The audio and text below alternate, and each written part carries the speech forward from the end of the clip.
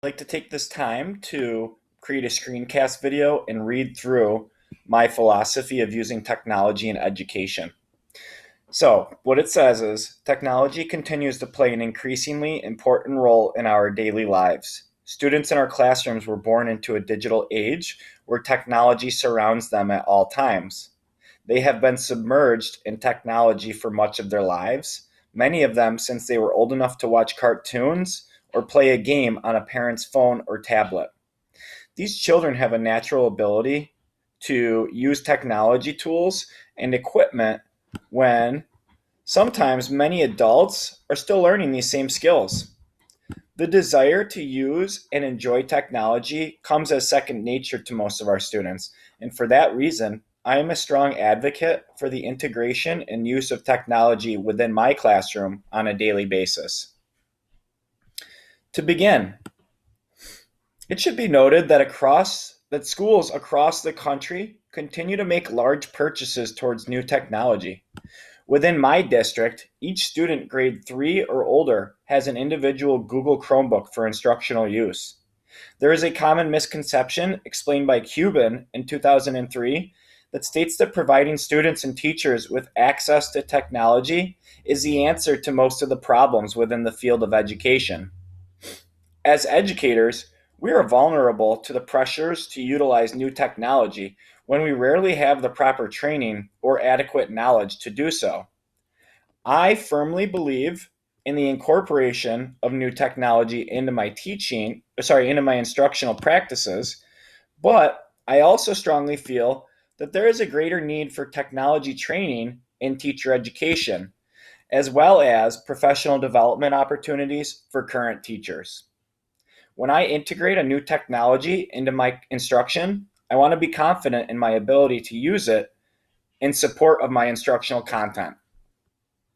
Next, I share in the belief of Eve Anderson that technology should be accessible to all.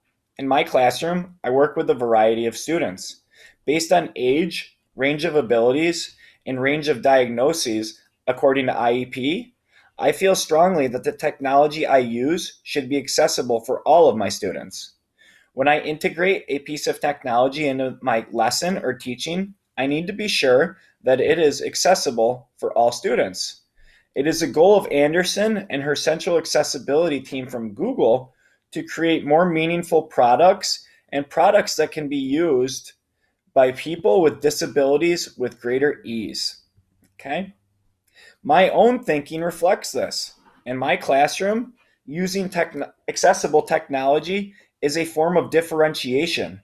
My students need accessible technology to be successful. This may include adding captions to my videos that they are watching, teaching students to use screen readers and text to speech, as well as keyboard shortcuts for navigating difficult websites. It is my responsibility to integrate accessible technology content into my instruction. As was alluded to previously, students are submerged in technology in their daily lives. For that reason, pedagogy and literacy are changing. Literacy has become much more than traditional text. There is an increased focus on multiliteracies to support student learning. New forms of communication are reshaping the way we use language. This is according to the New London Group. For this reason, it is also my philosophy that I will use new literacies and forms of media in my instruction to help my students see themselves as positive agents of change, of social change. And finally, the TPAC framework for K-12 teacher preparation, as laid out by Margaret L. Neese from Oregon State University, provides research as to how to prepare future teachers for the use of technology in their classroom. Within this framework, she discusses 5 levels of teacher acceptance and integration for teaching with new technologies. As a newer, younger teacher, I am often comfortable using and learning new technologies. I believe it is my duty to reach level 5, advancing. I am currently at level 4, exploring new technology. This means I have room for growth and improvement, but I am committed to integrating technology as learning tools and to analyze how it impacts my students' understanding and overall learning.